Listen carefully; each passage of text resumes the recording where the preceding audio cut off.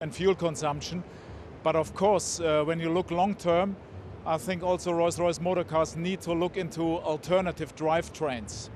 And that's the reason why we are currently doing that research project here. It costs 4 cents per mile to run. Not that its wealthy customers would be worried with skyrocketing oil prices. But the Phantom is a long way from the production line.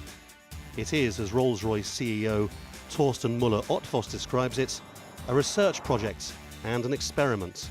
It might be hybrid, it might be plug-in hybrid, it might be electric. This is what we will find out within that test project here. Gas-guzzling super luxury brands aren't the only automakers showing off their green credentials at the 2011 Geneva Motor Show. The premium end has weathered the economic storm and has led the recovery. India's Tata Motors, the owner of Jaguar and Land Rover, has its first diesel-electric hybrid. The Range E is a hybrid, it's a diesel hybrid. It's a V6 diesel engine combined with a strong electric motor and a sizable battery. So the battery via plug-in can be recharged overnight. With China overtaking Japan to become the second biggest economy, the importance of the market has Tata scrambling to find a partner to keep up with BMW and Mercedes. And we're talking to possible joint venture partners in China. In order to be able to manufacture locally, you need to identify a partner, and we are en route of doing that. The Range E is some 2 years away from hitting the road. Consumers have been expecting electric vehicles on their roads ever since last year. And they were utterly disappointed that they can't buy them a year ago, and they were equally disappointed that they would cost more to buy them at all. So the consumer wants to be painlessly green. He wants to have the newest stuff at the lowest possible price. And it's this expectation management that is now slowly kicking in. The auto market has weathered the recession. In fact, there was strong growth in the United States, China and India. But Europe remains an area of concern for both luxury and mass market brands. Sales fell almost 5% last year as Europe deals with its debt crisis. This year could see some growth, but that could all be undone by the unrest in the Middle East. But spiking oil prices could be the fuel needed for hybrid and electric car sales to really accelerate. So let's turn to one of the big players now, General Motors, which was pretty much on the scrap heap back in mid-2009, but looking vastly different now.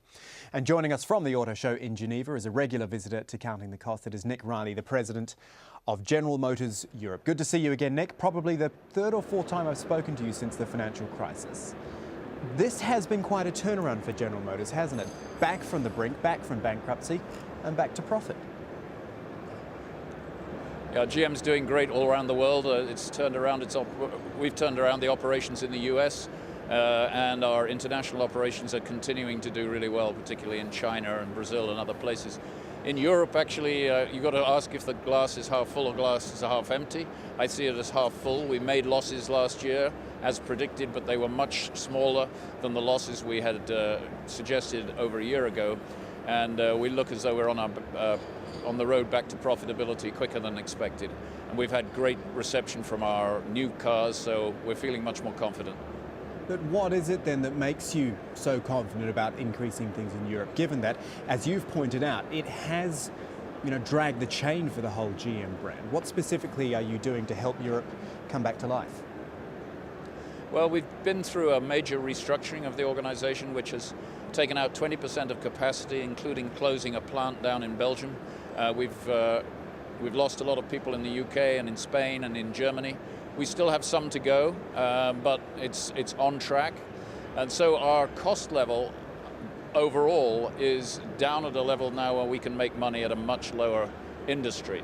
And we have to be there so that we don't lose a lot. And when the industry picks up, then we can make good profit.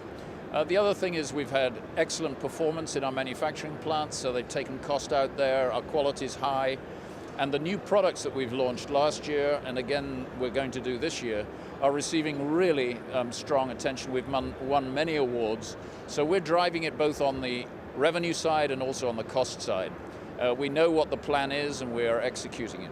Yeah, exactly what I was going to ask you, because the way you have described it, it seems that it's mostly cuts that have brought about the savings. To that end, what sort of revenue predictions have you got? Because that is what's going to have to drive growth. If you have cut as much as you've said, then you're not going to be able to cut very much more. That's correct. You can't cut yourself to success. But we have taken the cost down. But the Mariva last year, for example, a small MPV, won all sorts of awards. The Insignia has been on the market for a couple of years, having won Car of the Year in Europe 2 years ago. The Astra has also won the Golden Steering Wheel, lots of awards, high demand for all those cars. We've upgraded our Corsa, which is another high volume product, and we are introducing a new, larger MPV, the Zafira, which a few years ago defined that segment, and it's a very innovative new model. And then finally, we're introducing the Ampera, which is behind me, that is an electric vehicle, vehicle with extended range, so it takes away range anxiety from purely battery electric vehicles. A lot of interest in that. So there's no question that the cutting is almost done. It's the driving for revenue, and I have to say we were very pleased with our market share in the fourth quarter of last year and the first 2 months of this year, where we're up by over half a percentage point in market share. Now, let's just go back, Nick, because I'm interested in that car behind you that you pointed out, the Ampera. How much is one of those going to cost? Who are you actually aiming it at?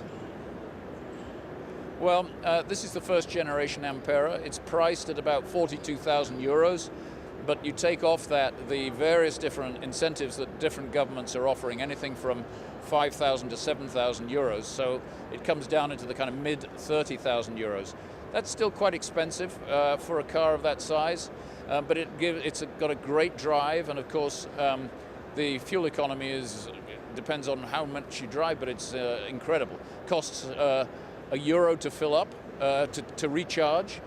Which means less than €2 for 100 kilometers driving on electric, and most people will drive this car for most of the time on electric, and then when you go on a long distance, it drives further. So there are good cost savings, but no question that the first people who will buy this car are either trendsetters, people who want the latest technology and who are willing to pay a little bit more for it, but also fleets and governments who want to show that they are supporting a move to more green technologies.